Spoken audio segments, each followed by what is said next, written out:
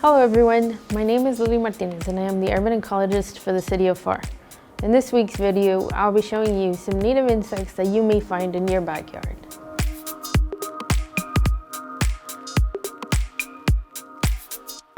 I'll be showing you a few beetles seen in the valley.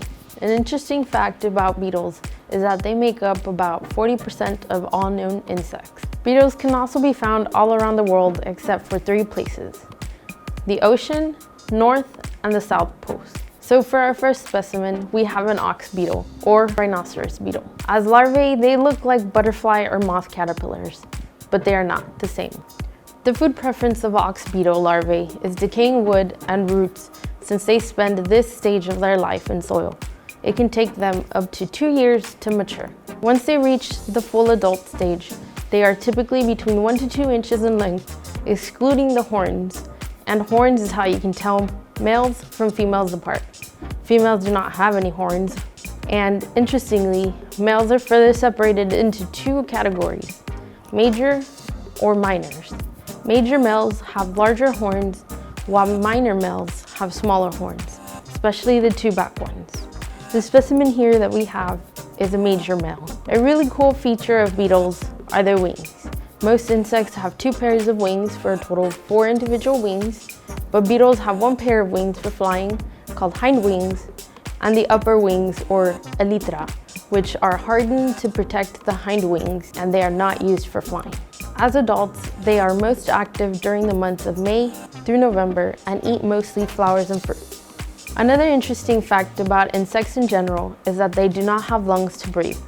Instead, they have a circulatory system that involves spiracles, or holes, which are on the sides of their bodies that allow them to get oxygen through their system. And this beetle is perfect for showing y'all that, since you can see the spiracles on their sides. For our next specimen, we have a headlight beetle, which is also known as a firefly or lightning bug.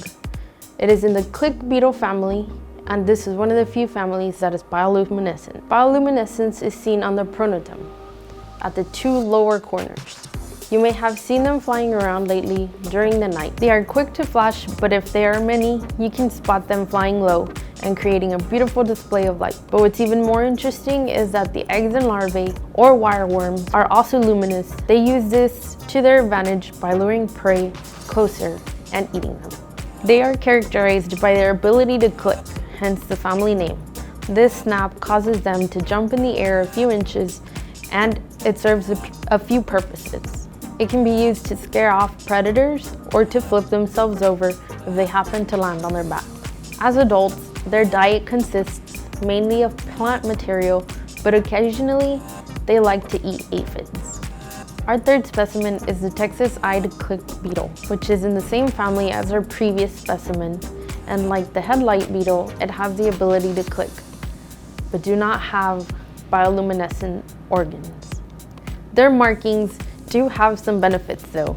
The false eyes on their pronotum serve to scare away predators. Larvae, or wireworms, of this beetle are predators of other beetle larvae, and they can spend up to 5 years in their larval form. As adults, they eat nectar and other plant juices. And those were only 3 beetles that you can find in your backyard. If you see any of these or any beetles, show us in the comments below. Thank you for watching, stay safe, and see y'all next week.